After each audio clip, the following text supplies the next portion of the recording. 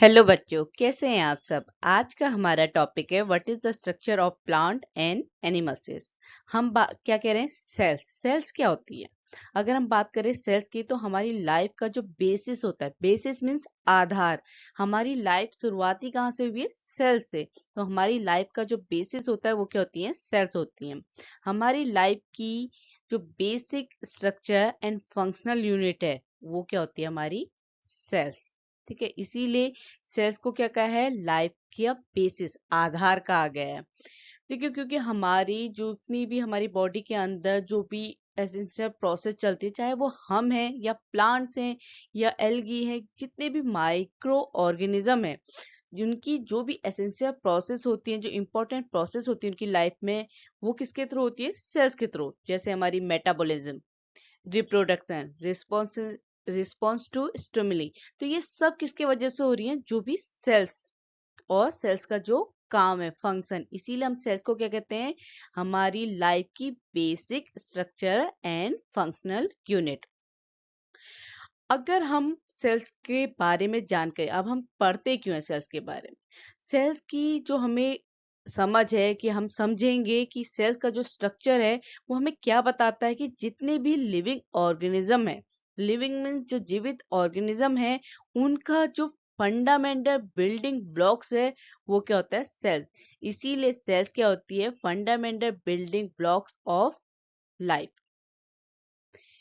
अब देखो, हम जो कह रहे हैं कि लिविंग ऑर्गेनिज्म, जितने भी लिविंग ऑर्गेनिज्म है वो सब किससे मिलके बने हैं, सेल से। अगर वो लिविंग है, वो जीवित है, तो उसमें क्या प्रेजेंट होंगी, सेल्स होंगी। मेन जो टू टाइप की हमारी सेल्स मिलती हैं वो क्या होती है, प्लांट और एनिमल सेल्स। जो मेन टाइप है ना हमारी सेल्स का, बहुत टाइप की होती है, पर जो हम मेन कहते हैं वो क्या होती है, प्लांट्स एंड एनिमल सेल्स। देखो, अब हम बात करते हैं जो सेल्स के बेसिक कंपोनेंट्स होते हैं।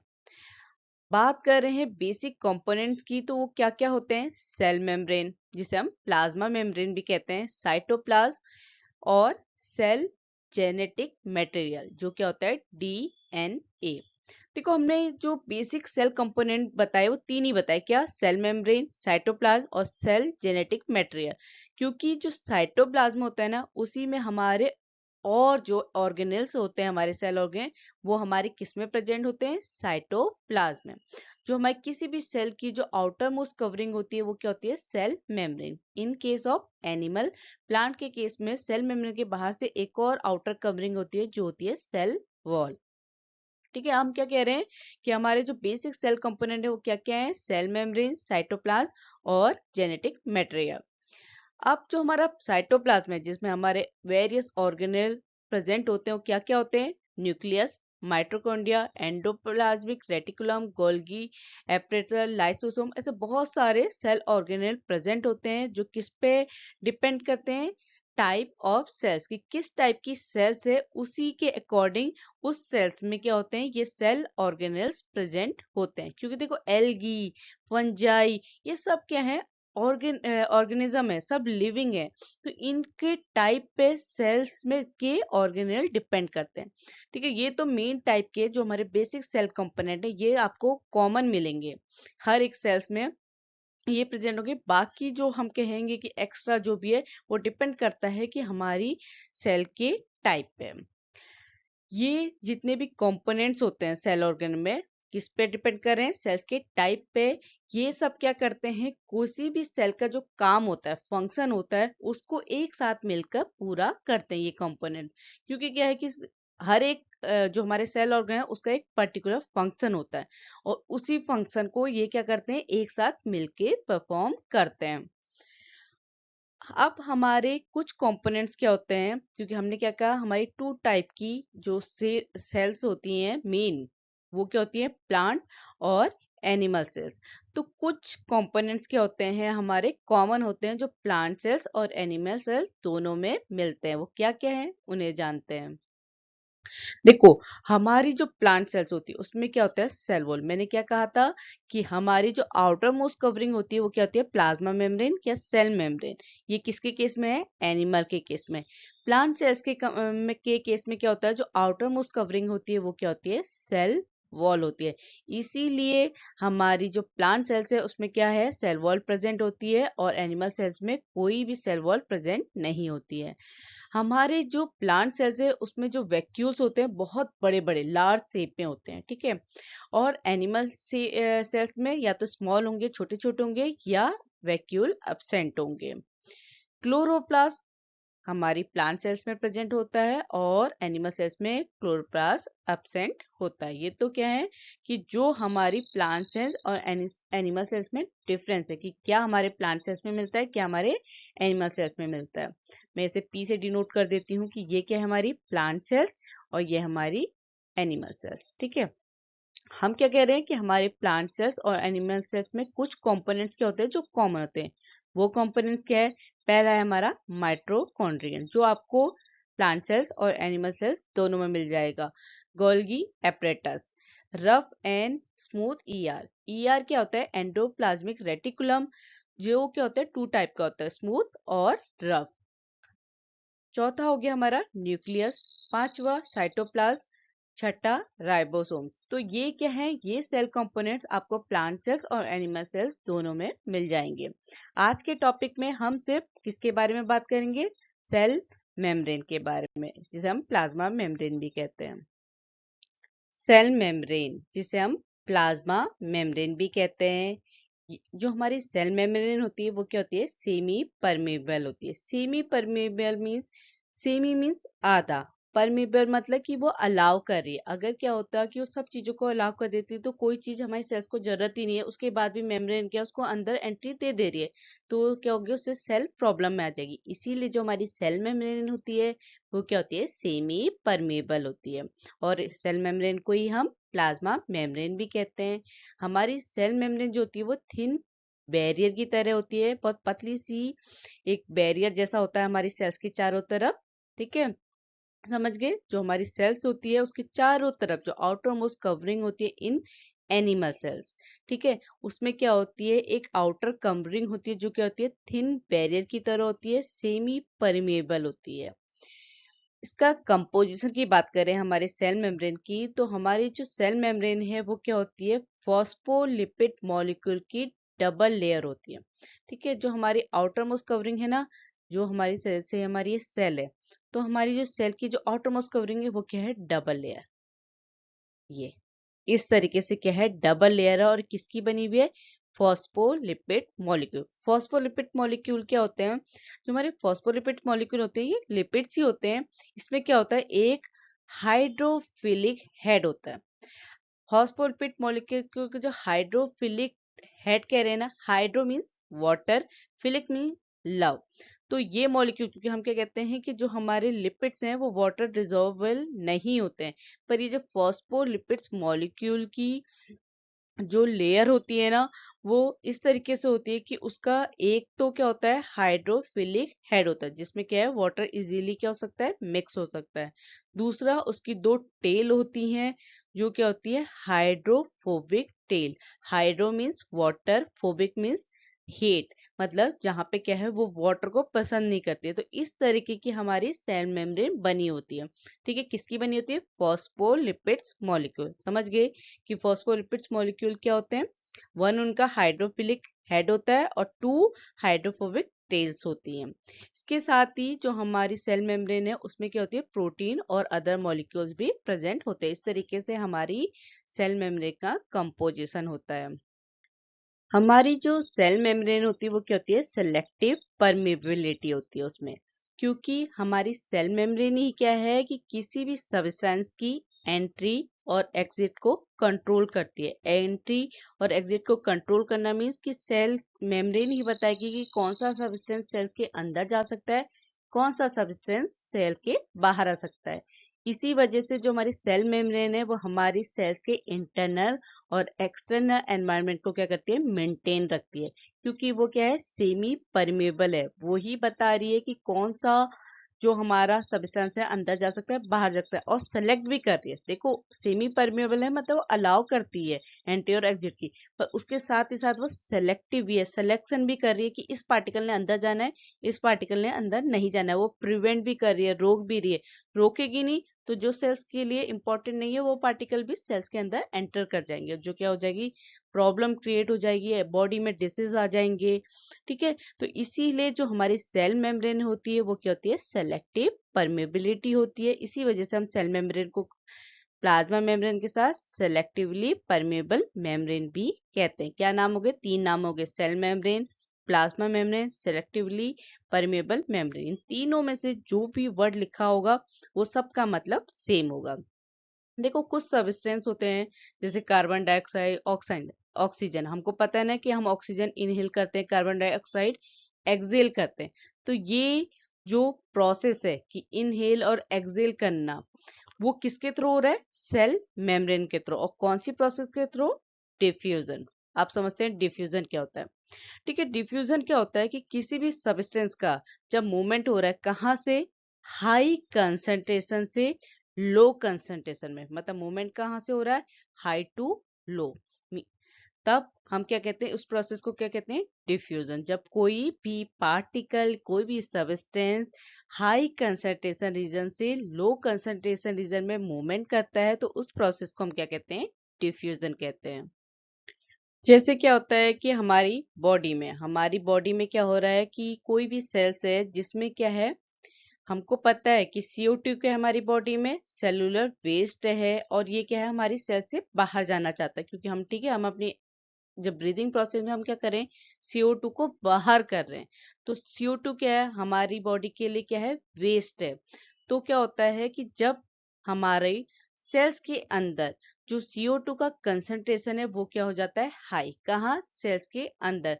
तो आपको क्या है कि एक्सटर्नल एनवायरनमेंट में क्या हो गई, CO2 का कंसंट्रेशन लो हो गया, क्योंकि देखो अगर अंदर, ये सेल्स की बात हो रही है, अंदर की बात हो रही है, ठीक है, एनवायरनमेंट की बात नहीं हो रही है। ये हमारी बॉडी में जो हम अपनी नाक से ऑक्सीजन अंदर और अपनी नाक से कार्बन डाइऑक्साइड बाहर कर रहे हैं, उसकी बात है, हम कर रहे हैं सेल्स की बात।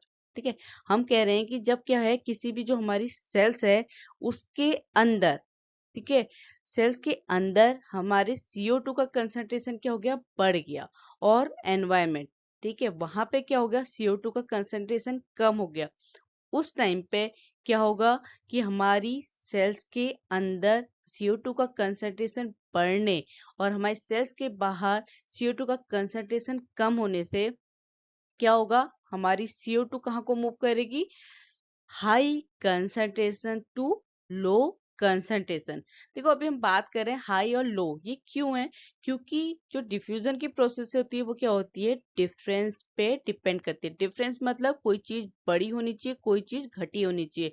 अगर दोनों ही, इनसाइड और आउटसाइड, जो डिफरेंस है या जो कंसंट्रेशन है वो इक्वल होगा, तो ना ही CO2 बाहर जाएगी, ना ही हमारी O2 अंदर जाएगी। ठीक है, हम क्या कह रहे हैं, CO2 बाहर तभी जाएगी, हमारी सेल से तभी बाहर जा रही है जब हमारी एनवायरनमेंट का कंसंट्रेशन क्या हो गया, लो हो गया, और सेल के अंदर CO2 का कंसंट्रेशन क्या हो गया, बढ़ गया। इस डिफरेंस की वजह से, हाई और लो डिफरेंस की वजह से हमारे CO2 ने क्या किया, सेल से हम जो हमारा एक्सटर्नल एनवायरनमेंट है उसकी तरफ को मूव करा, किस प्रोसेस के थ्रू, डिफ्यूजन। क्योंकि डिफ्यूजन क्या होती है, कोई भी सब्सटेंस जब हाई कंसंट्रेशन से लो कंसंट्रेशन की तरफ मूव करता है तो उस प्रोसेस को हम डिफ्यूजन कहते हैं।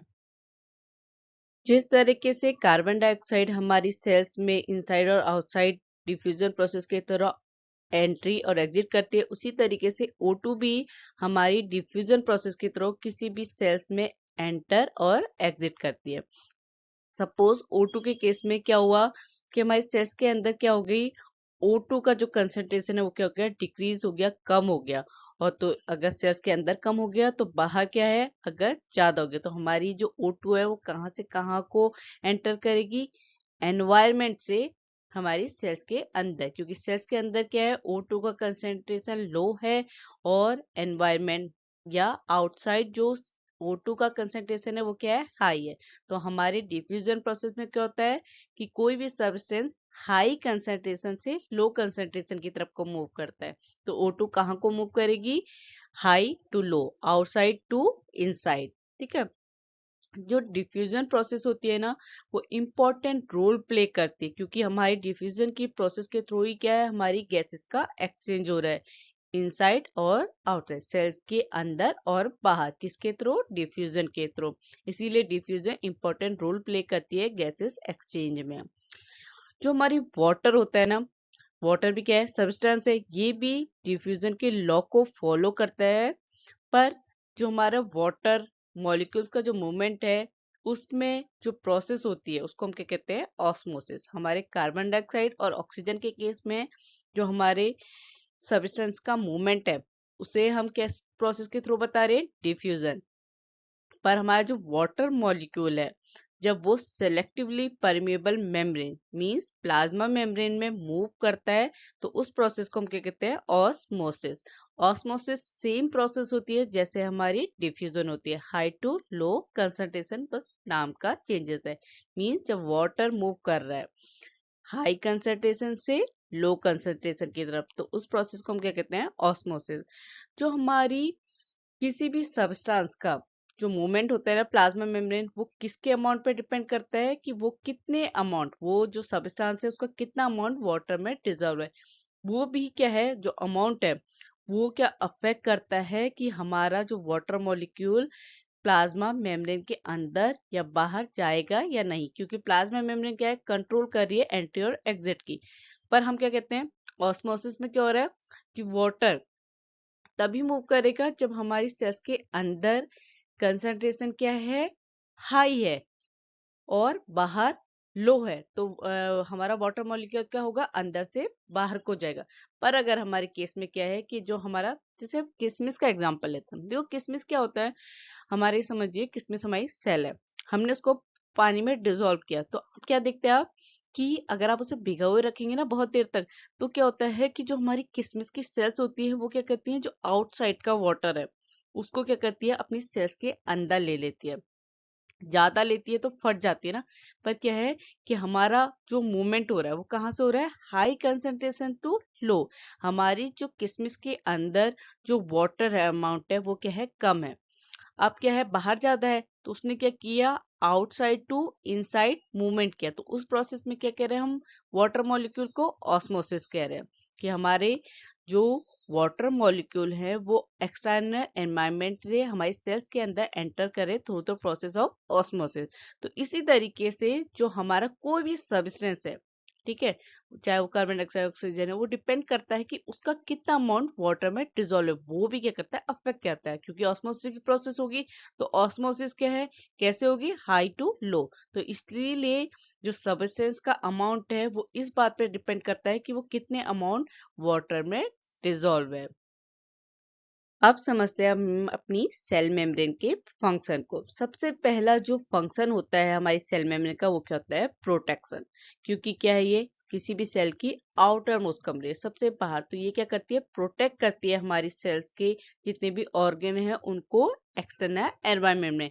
क्योंकि वो क्या कर रही है? सेपरेट कर रही है ना एक्सटर्नल एनवायरनमेंट और अंदर के जो भी सेल ऑर्गन है उनको सेल मेम्ब्रेन के थ्रू ही तो अलग अलग हो रहे हैं। क्योंकि देखो, अगर ये हमारी सेल मेम्ब्रेन है, ठीक है, डबल लेयर होती है, ठीक है, फॉस्फोलिपिड की डबल लेयर मेम्ब्रेन होती है। इसके अंदर जो भी हमारे सेल ऑर्गन जो चाहे वो माइटोकॉन्ड्रिया हो, गोल्गी apparatus हो, कोई भी जो सेल ऑर्गन है, और ये हमारा क्या है? एक्सटर्नल है। तो इसी सेल मेम्ब्रेन की वजह से क्या है कि हमारी जो सेल्स है वो एक सेपरेट कर रही है इंटरनल और एक्सटर्नल एनवायरनमेंट को। तो पहला काम क्या है हमारा सेल मेम्ब्रेन का? सेल्स को प्रोटेक्ट करना। साथ ही साथ जो भी ऐसे हार्मफुल सब्सटेंस है जो क्या है सेल में एंटर करे, उनको भी क्या करती है? प्रिवेंट करती है। क्योंकि हमारी सेल मेम्ब्रेन क्या करती है? किसी भी सब्सटेंस की एंट्री और एग्जिट को कंट्रोल करती है। ठीक है। दूसरा फंक्शन है हमारी सेल मेम्ब्रेन का, कम्युनिकेशन। क्योंकि हमारी जो सेल मेम्ब्रेन है वो किसकी बनी होती है? फॉस्फोलिपिड्स की, प्रोटीन्स की। तो इसमें हमारी सेल मेम्ब्रेन में क्या होते हैं? रिसेप्टर प्रोटीन्स होते हैं, जो क्या करते हैं? जो सिग्नलिंग मॉलिक्यूल होते हैं, जिन वैसे मॉलिक्यूल जिनके पास सिग्नल होते हैं ना, उनको रिकॉग्नाइज करती है, उनको पहचानती है कि ये मॉलिक्यूल क्या है? सिग्नल है इसके पास। तो उसको रिकॉग्नाइज करती है, पहचानती है, उसके साथ बाइंड होकर जुड़ के सेल टू सेल कम्युनिकेशन करती है। ठीक है। क्योंकि कम्युनिकेशन कैसे होगा? सेल्स को कैसे पता चलेगा? जो हमारे दूसरे सेल हैं, जितनी भी सेल्स हमारी बॉडी के अंदर हैं, उनको सिग्नल कौन पास करता है? हमारी सेल मेम्ब्रेन, क्योंकि उसके पास क्या होते हैं? रिसेप्टर प्रोटीन्स होते हैं। तीसरा जो फंक्शन है हमारी सेल मेम्ब्रेन का वो है ट्रांसपोर्ट, क्योंकि इसकी मेम्ब्रेन के पास क्या होते हैं, ट्रांसपोर्ट प्रोटीन। देखो क्या एक प्रोटीन क्या पढ़ा हमने, रिसेप्टर। रिसेप्टर मतलब जो रिसीव करता है कोई चीज, ठीक है। उसने क्या करा, सिग्नल को रिसीव करा, उस सिग्नल मॉलिक्यूल के जो सिग्नल मॉलिक्यूल है उनको पहचाना, उनके साथ बाइंड हो गया, क्योंकि वो क्या है, रिसेप्टर प्रोटीन, ठीक है। उनके साथ बाइंड होके इंफॉर्मेशन को क्या कर रहे हैं, कम्युनिकेट कर रहे हैं, उसको एक सेल से दूसरी सेल तक पहुंचाने का काम कर रहे हैं। जो हमारे ट्रांसपोर्ट प्रोटीन है, ट्रांसपोर्ट मतलब जो ट्रांसपोर्टेशन कर रहे हैं, तो हमारी प्लाज्मा मेम्ब्रेन होती है उनके पास क्या होते हैं, ट्रांसपोर्ट प्रोटीन होते हैं। यही प्रोटीन क्या करते हैं, जो हमारी सेल मेम्ब्रेन है उसमें आयंस, न्यूट्रिएंट्स और वेस्ट प्रोडक्ट को मेम्ब्रेन के अंदर बाहर ले जाने में क्या करते हैं, हेल्प करते हैं, क्योंकि ये क्या कर रहे हैं, ट्रांसपोर्टेशन का काम कर रही है प्रोटीन। सेल एडिशन, हमारी जो प्लाज्मा मेम्ब्रेन है वो क्या करती है, जो सेल्स है, ठीक है, उनको क्या करती है, जो नेबरिंग सेल्स और टिश्यू होते हैं, जो हमारे सेल्स के आसपास की सेल्स, क्योंकि क्या है, एक सेल्स तो प्रेजेंट नहीं है, हमारा मल्टी सेलुलर ऑर्गेनिज्म है, हमारे प्लांट्स, एनिमल सेल्स, तो क्या है, उसमें बहुत सारी सेल्स प्रेजेंट होती है। तो हमारी जो प्लाज्मा मेम्ब्रेन है वो क्या करती है, एक सेल्स दूसरी सेल्स या टिश्यू के साथ क्या होती हैं, अडेयर होती हैं, मिलती हैं, जो क्या करती हैं, किसी भी टिश्यू और ऑर्गन के फॉर्मेशन के लिए एसेंशियल होता है। क्योंकि हमारे टिश्यूज कैसे फॉर्म होते हैं, जब हमारी बहुत सारी सेल्स क्या होती हैं, एक साथ अडेयर होती हैं, जुड़ती हैं, तब हमारे टिश्यू फॉर्मेशन होते हैं। उसी तरीके से हमारे ऑर्गन, जब बहुत सारे टिश्यूज क्या होते हैं, एक साथ अडेयर होते हैं, मिक्स होते हैं, तो वहां पे हमारे ऑर्गन फॉर्म्स होते हैं। इसीलिए हमारी जो प्लाज्मा मेम्ब्रेन है या सेल मेम्ब्रेन है वो क्या करती है, सेल को अपने नेबरिंग सेल्स और टिश्यू के साथ अडेयर करने में, जुड़ने में हेल्प करती है। इसके बाद का फंक्शन है सिग्नल ट्रांसडक्शन। जो हमारी मेम्ब्रेन होती है ना, प्लाज्मा मेम्ब्रेन, वो सिग्नल ट्रांसडक्शन में क्या होती है, इन्वॉल्व होती है। क्या करती है वो, जब हमारे एक्सटर्नल सिग्नल मिलता है हमको अपने एक्सटर्नल एनवायरनमेंट से या हमारे एक ऑर्गेनल से दूसरे सेल ऑर्गन से, तो उसको क्या करता है, इंट्रा सेलुलर रिस्पॉन्स में कन्वर्ट करने का काम करती है। हमारी प्लाज्मा में क्या करती है, जो एक्सटर्नल सिग्नल्स होता है उसको इंट्रा सेलुलर रिस्पॉन्स में कन्वर्ट करना, मीन्स सिग्नल ट्रांसडक्शन में हेल्प करना। इसके बाद आता है होम्योस्टेटिस। होम्योस्टेटिस क्या होता है, ये एक सेल्फ रेगुलेटिंग प्रोसेस होती है। सेल्फ रेगुलेटिंग प्रोसेस मीन्स कि क्या है, कि जैसे हमारी जो एक्सटर्नल एनवायरनमेंट है उसमें कुछ चेंजेस हो रहा है, तो हमारी जो लिविंग ऑर्गेनिज्म है वो क्या करते हैं, जो हमारा इंटरनल एनवायरनमेंट है उसको क्या करते हैं, बैलेंस बनाने में हेल्प करते हैं। तो उस प्रोसेस को क्या कहते हैं, होम्योस्टेटिस। तो इसीलिए जो हमारी प्लाज्मा मेम्ब्रेन है वो हमारी सेल्स के इंटरनल बैलेंस को मेंटेन रखने में हेल्प करती है। Endocytosis and exocytosis. Endo means अंदर, एक्सो मीन्स बाहर। तो हमारी जो प्लाज्मा मेम्ब्रेन, हमने सबसे पहले यही बात करी कि वो क्या होती है, हमारी किसी भी सब्सटेंस की एंट्री और एग्जिट को कंट्रोल करने का काम करती है। तो कोई भी मटेरियल, सब्सटेंस, जैसे हमारा कोई भी न्यूट्रिएंट्स है, उसको उसने क्या करना है, सेल्स के अंदर लाना है, तो हमारी मेम्ब्रेन ही तो अलाउ कर रही है। तो वो किसके थ्रू, एंडोसाइटोसिस के थ्रू। कोई भी मटेरियल जब क्या होता है, अंदर आता है, तो वो क्या होता है, एंडोसाइटोसिस। या कोई भी मटेरियल जैसे हमारा वेस्ट, ठीक है, जो हमको सेल से बाहर निकालना है, तो वो एक्सोसाइटोसिस के थ्रू क्या होगा, बाहर जाएगा। तो ये चीज भी क्या करती है, ये हमारी मेम्ब्रेन ही अलाउ करती है एंडोसाइटोसिस और एक्सोसाइटोसिस के, कि कौन सी चीज ने सेल से बाहर जाना है, कौन सी चीज ने सेल्स के अंदर आना है। इसके बाद आता है सेल रिकॉग्नाइजेशन। सेल रिकॉग्नाइजेशन में क्या होता है, कि हमारी जो प्लाज्मा मेम्ब्रेन है वो सेल्स को हेल्प करती है कि वो रिकॉग्नाइज करे self from non self. Non self means कि अगर आपकी बॉडी में कुछ ऐसी चीज आ गई है जो क्या है, आपकी सेल्स नहीं है, मतलब वो सेल्स नहीं है जो सेल्स वो है। जैसे क्या होता है, कि हमारी बॉडी में जब कोई भी बैक्टीरिया या फंगल या वायरस अटैक करता है हमारे इम्यून सिस्टम को, तो हमारी सेल क्या करती है, रिकॉग्नाइज करती है, पहचान करती है कि ये सेल है या नॉन सेल्फ है। तो ये जो हमारी प्लाज्मा मेम्ब्रेन है वो सेल्स को हेल्प करती है कि ये वो खुद है या वो ये सेल उसकी नहीं है। इसीलिए हमारे इम्यून रिस्पॉन्स और टिश्यू कंपेबिलिटी पे हमारा जो सेल रिकॉग्नाइजेशन है उसमें इम्पोर्टेंट रोल प्ले करता है हमारी प्लाज्मा मेम्ब्रेन। इसके बाद आता है फ्लूइड मोज़ेक मॉडल। जो हमारा फ्लूइड मोज़ेक मॉडल है ना, यही बताता है कि हमारी जो सेल मेम्ब्रेन, ये क्या डिस्क्राइब करता है कि हमारी जो सेल मेम्ब्रेन है ना वो डायनेमिक और एवर चेंजिंग नेचर की होती है। एवर चेंजिंग और डायनेमिक मीन्स क्योंकि अगर कोई भी पार्टिकल्स ने अंदर और बाहर जाना है, कैसे जा रहा है, ये हमारे फ्लूइड मोज़ेक मॉडल में अच्छे से एक्सप्लेन किया गया है। ठीक है, उसी के थ्रू आपका जो मटेरियल्स हैं या सब्सटेंस है वो किस तरीके से हमारी जो सेल मेम्ब्रेन है उसमें एंट्री और एग्जिट कर रहे हैं, इसको एक्सप्लेन किया है फ्लूइड मोज़ेक मॉडल में। देखो ये जो आपको फिगर दिख रहा है ना, ये हमारा क्या है, एनिमल सेल्स है। इसकी जो ये आउटर सबसे बाहर की जो कवरिंग है यही क्या हमारी प्लाज्मा मेम्ब्रेन, सेल मेम्ब्रेन या सेलेक्टिव परमेबल मेम्ब्रेन। तो हम इन शॉर्ट कह सकते हैं कि हमारी जो सेल मेम्ब्रेन है वो किसी भी सेल्स का बहुत ही इम्पोर्टेंट कंपोनेंट होता है, क्योंकि ये मल्टीपल फंक्शन परफॉर्म करता है। कौन कौन से फंक्शन, कि कोई भी जो सब्सटेंस है, कोई भी मटेरियल है वो हमारी सेल्स के अंदर एंटर और एग्जिट कर सके, क्योंकि कौन कंट्रोल कर रहा है, हमारी सेल मेम्ब्रेन। पार्ट जो हमारी कम्युनिकेशन है, प्रोटेक्शन है और हमारी जो इंटरनल एनवायरनमेंट है सेल का उसको मेंटेन करना है, सब काम किसका है, प्लाज्मा मेम्ब्रेन का। इसीलिए हमारी सेल्स का ये इम्पोर्टेंट कंपोनेंट होता है। अब कुछ हम ऑब्जेक्टिव टाइप क्वेश्चन समझेंगे, उनसे हमें और अच्छे से क्लियर होगा कि हमारा जो सेल मेम्ब्रेन है वो क्या है, कैसे बना है। क्योंकि अगर हम ऑब्जेक्टिव क्वेश्चन करेंगे तो उससे इजीली आपको समझ में आएगा। उन्हें समझते हैं अब। पहला ऑब्जेक्टिव क्वेश्चन है हमारा, what is the primary function of the plasma membrane in a cell. First option है energy production, B cell division, C regulation of molecule process, D protein synthesis. देखो अभी हमने इतना सब पढ़ लिया तो हमको सीधे से पता चल जाना चाहिए कि इसका आंसर क्या है, हमारा सी। क्यों? क्योंकि हमारी प्लाज्मा मेम्ब्रेन का प्राइमरी फंक्शन, जो मेन फंक्शन है वो क्या है, कि कोई भी हमारे मॉलिक्यूल हमारी सेल्स के अंदर और बाहर जाने को कौन रेगुलेट करता है, प्लाज्मा मेम्ब्रेन। तो ऑप्शन सी क्या है हमारा आंसर।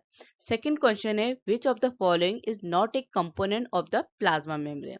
फर्स्ट ऑप्शन है आपका फॉस्फोलिपिड, बी प्रोटीन, सी कार्बोहाइड्रेट, डी न्यूक्लिक एसिड। देखो हमने पढ़ा कि हमारी प्लाज्मा मेम्ब्रेन के कौन कौन से कंपोनेंट होते हैं, फॉस्फोलिपिड, प्रोटीन्स एंड कार्बोहाइड्रेट। तो आंसर क्या हो गया आपका डी, क्योंकि न्यूक्लिक एसिड क्या होता है, डीएनए एंड आरएनए। तीसरा क्वेश्चन है आपका, the plasma membrane is selectively permeable, what does this mean. देखो हमारा फर्स्ट ऑप्शन है, it allow all substances to freely enter and exit the cells. B है, it only allows water to enter the cell. C, it allows only specific molecule to pass through. D, it only permits gases to enter and exit the cell. देखो हमने क्या कहा कि हमारी plasma membrane है वो क्या होती है, सेलेक्टिवली परमेबल होती है। मीन्स क्या करती है, वो सेलेक्ट करती है कि किस पार्टिकल ने अंदर जाना है, किस पार्टिकल ने अंदर जाना है, बाहर जाना है। ठीक है, तो सबसे पहले ऑप्शन में क्या है, ऑल सब्सटेंसेस। अगर ऑल सब्सटेंस है तो सेलेक्ट क्या करिए, फ्री एंट्री दे रही है, एग्जिट कर रही है, तो ये ऑप्शन तो नहीं हुआ। सेकंड ऑप्शन क्या है, सिर्फ वाटर की एंट्री, ये भी गलत हुआ कि सिर्फ वाटर ही वाटर तो हमारे अगर सेल्स के अंदर जाएगा तो हमारी जो कार्बन डाइऑक्साइड है, ऑक्सीजन है, इसकी रिक्वायरमेंट कैसे पूरी होगी। तीसरा ऑप्शन क्या है कि it allow only specific molecule to pass through. It's mean कि वो क्या कर रहा है कि हमारी प्लाज्मा मेम्ब्रेन क्या है, स्पेसिफिक मॉलिक्यूल है, उन्हीं को सिलेक्ट कर रही है कि वो क्या करें, हमारी सेल मेम्ब्रेन से पास होकर हमारी सेल्स के अंदर एंटर करें। तो ऑप्शन सी क्या है, राइट आंसर है, क्योंकि हमारी जो प्लाज्मा मेम्ब्रेन है वो क्या है, सेलेक्टिव परमेबल मेम्ब्रेन है। वो स्पेसिफिक मॉलिक्यूल को सेलेक्ट करती है अपनी सेल मेम्ब्रेन से पास करने के लिए। चौथा क्वेश्चन है आपका, which type of molecules can easily pass through the through the lipid bilayer of the plasma membrane. देखो हमको पता है कि जो हमारी प्लाज्मा मेम्ब्रेन होती है वो क्या होती है, लिपिड बाइलेयर होती है, फॉस्फोलिपिड्स की बनी होती है, जिसका जो एक एंड होता है वो क्या होता है, फॉस सॉरी हाइड्रोफिलिक, और जो उसकी टेल होती है वो क्या होती है, हाइड्रोफोबिक होती है। ठीक है, बाय लेयर जो आपको पता चल गया फॉस्फोलिपिड की। तो सबसे पहला ऑप्शन क्या है, लार्ज पोलर मॉलिक्यूल। तो ये क्या है, हमारे इजीली पास नहीं हो पाएंगे। स्मॉल नॉन पोलर मॉलिक्यूल, जो हमारे नॉन पोलर मॉलिक्यूल्स होते हैं जैसे कार्बन डाइऑक्साइड, ऑक्सीजन, ये आपको पता है कि सिंपल डिफ्यूजन के थ्रू हमारी प्लाज्मा मेम्ब्रेन में क्या हो सकते हैं, पास हो सकते हैं। साथ ही साथ जो हमारे ये नॉन पोलर मॉलिक्यूल्स हैं जैसे हमारे कार्बन डाइऑक्साइड, ऑक्सीजन, ये क्या होता है कि हमारा जो हाइड्रोफोबिक एंड होता है लिपिड बाइलेयर का, हमारी प्लाज्मा मेम्ब्रेन का, उसमें क्या होता है, इजीली डिसॉल्व हो जाता है। इस वजह से क्या है कि जो हमारा स्मॉल नॉन पोलर मॉलिक्यूल्स है वो हमारी प्लाज्मा मेम्ब्रेन में, या जो हमारी लिपिड बाइलेयर है प्लाज्मा मेम्ब्रेन की, उसमें इजीली पास हो जाते हैं। ठीक है, पांचवा क्वेश्चन है, cholesterol is a component of the plasma membrane, what is its role. देखो अभी हमने जितना पढ़ा उसमें कोलेस्ट्रॉल कहीं पे नहीं आया, इसीलिए क्या कहा मैंने, ऑब्जेक्टिव टाइप क्वेश्चन से आपका जो टॉपिक है वो और बेहतर होगा, उससे आपको और अच्छे से पता चलेगा। क्योंकि हम क्या करते हैं, जो मेन कंपोनेंट है उसकी बात करिए, फॉस्फोलिपिड की प्रोटीन्स में एम्बेडेड रहती है, और अदर कंपोनेंट, वो कंपोनेंट्स क्या है। तो अभी तक हमने कितने कंपोनेंट्स पढ़ लिए प्लाज्मा मेम्ब्रेन के, फॉस्फोलिपिड, प्रोटीन, कार्बोहाइड्रेट, अभी अब चौथा पढ़े कोलेस्ट्रॉल। तो कोलेस्ट्रॉल भी क्या है, प्लाज्मा मेम्ब्रेन का हमारा कंपोनेंट है, और इसका काम क्या होता है कि ये हमारी मेम्ब्रेन की फ्लूइडिटी और स्टेबिलिटी को मेंटेन रखता है। क्योंकि जो हमारी प्लाज्मा मेम्ब्रेन की जो टेल होती है ना, हाइड्रोफोबिक टेल, उसके टेल्स में जो डिस्टेंस है, जिससे क्या है कि वो क्या है, एक साथ जुड़ ना जाए, जो हमारी फॉस्फोलिपिड है वो लिपिड्स क्या है एक साथ ना जुड़ जाए, इसके वजह से उनके बीच में क्या होता है, कोलेस्ट्रॉल होता है, जिससे क्या है हमारी मेम्ब्रेन की फ्लूइडिटी और स्टेबिलिटी बनी रहे। तो कोलेस्ट्रॉल का रोल समझ गए ना आप, प्लाज्मा मेम्ब्रेन में क्या है, फ्लूइडिटी और स्टेबिलिटी को मेंटेन रखने का। छठा क्वेश्चन है, which of the following processes involve the movement of substance against their concentration gradient using energy. तो वो हमारी प्रोसेस होती है एक्टिव ट्रांसपोर्ट। एक्टिव ट्रांसपोर्ट में क्या होता है कि कोई भी सब्सटेंस अपने concentration gradient means high to low. तो इस प्रोसेस में क्या होता है, एक्टिव ट्रांसपोर्ट में कोई भी सब्सटेंस एनर्जी किसके फॉर्म में होती है, सेल्स में हमारी एनर्जी एटीपी, एटीपी की फॉर्म में एनर्जी को यूज करके क्या करे, कंसंट्रेशन ग्रेडियंट के अगेंस्ट क्या कर सके, मूव कर सके, उस प्रोसेस को हम क्या कहते हैं, एक्टिव ट्रांसपोर्ट। सातवां क्वेश्चन है आपका, the process of endocytosis involve, first option है excreting waste product out of the cell, B है टेकिंग इन लार्ज पार्टिकल्स और substances by engulfing them in a vesicle, C है the movement of water across the membrane, D है facilitate diffusion. तो right answer है आपका B. क्यों, क्योंकि हमारी जो एंडोसाइटोसिस की प्रोसेस होती है वो क्या करती है, जो हमारे एनवायरनमेंट में लार्ज पार्टिकल्स और सब्सटेंसेस होते हैं ना, उनको क्या करती है, एनगल्फ कर लेती है। एनगल्फ मतलब ग्रहण कर लेती है, किसमें, वेसिकल्स में। और ये पूरी की प्रोसेस क्या होती है, इंटरलाइज होती है, क्योंकि ये मेम्ब्रेन में हो रही है। ठीक है, तो वहां पे क्या होता है, अंदर की तरफ होती है, क्योंकि एंडोमिस क्या होता है, अंदर। तो ये क्या है, एंडोसाइट्रिस किस में इन्वॉल्व होती है, जो लार्ज पार्टिकल्स और सब्सटेंस उनको एनगल्फ करने में इन्वॉल्व होती है। एट्थ क्वेश्चन है आपका, what is the main role of peripheral proteins in the plasma membrane. आपका फर्स्ट ऑप्शन है anchoring the membrane of the cytoskeleton, B है transporting ions across the membrane, C है regulating the movement of water into the cell, D है providing structure support to the lipid bilayer. तो हमारी जो peripheral protein होती है ना plasma membrane, उसका काम क्या होता है, मेम्ब्रेन को एंकर करना, सपोर्ट करना। क्यों, क्योंकि हमारी पेरिफेरियल प्रोटीन क्या करती है, मेम्ब्रेन को साइटोस्केलेटन से जोड़ती है, और साइटोस्केलेटन का काम क्या होता है, हमारी सेल्स को शेप देना, सपोर्ट करना। तो peripheral protein anchoring the membrane to the cytoskeleton. ये आपका राइट आंसर है। 9th क्वेश्चन है आपका, glycoprotein and glycolipid on the plasma membrane are involve in, first option है providing energy to the cell, B है cell division, C है cell recognization and signalling, D है synthesizing lipids. हमारे glycoprotein और glycolipid क्या होते हैं, हमारी जो प्लाज्मा मेम्ब्रेन है उसमें ग्लाइकोप्रोटीन और ग्लाइकोलिपिड्स प्रेजेंट होते हैं। ग्लाइकोप्रोटीन मीन्स कार्बोहाइड्रेट और प्रोटीन की चेन, और ग्लाइकोलिपिड्स मीन्स कार्बोहाइड्रेट और लिपिड्स की चेन। तो ये क्या है, हमारे सेल रिकॉग्नाइजेशन और सिग्नलिंग में हेल्प करते हैं। क्योंकि ये क्या है कि हमने क्योंकि पढ़ा ना कि हमारी प्लाज्मा मेम्ब्रेन का काम क्या है कि सेल को रिकॉग्नाइज करना, और जो प्रोटीन प्रेजेंट होती है हमारी, कौन सी, रिसेप्टर प्रोटीन, वो क्या करती हैं, जो सिग्नलिंग मॉलिक्यूल्स होते हैं उनको रिकॉग्नाइज करती है और उनके साथ बाइंड होकर क्या करती है, सेल टू सेल उसको कम्युनिकेशन में हेल्प करती है। तो ग्लाइकोप्रोटीन और ग्लाइकोलिपिड क्या करते हैं, किसमें इन्वॉल्व होते हैं, सेल रिकॉग्नाइजेशन और सिग्नलिंग में।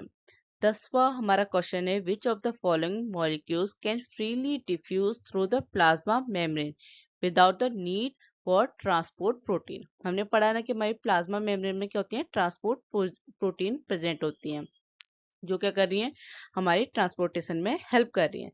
तो हमारा कौन सा मॉलिक्यूल है जो क्या है फ्रीली डिफ्यूज हो रहा है हमारी मेम्ब्रेन में, वो क्या कर रहा है, आसानी से डिफ्यूज हो जा रहा है। तो कौन सा मॉलिक्यूल होता है हमारा, ऑक्सीजन, क्योंकि ऑक्सीजन क्या है हमारा स्मॉल नॉन पोलर मॉलिक्यूल होता है।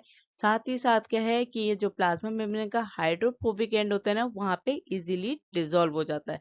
इस वजह से जो ऑक्सीजन है वो हमारी प्लाज्मा मेम्ब्रेन में फ्रीली डिफ्यूज हो जाता है। आज के लिए इतना ही। वीडियो अच्छा लगे तो लाइक कीजिएगा, चैनल को सब्सक्राइब जरूर कीजिएगा। Thank you.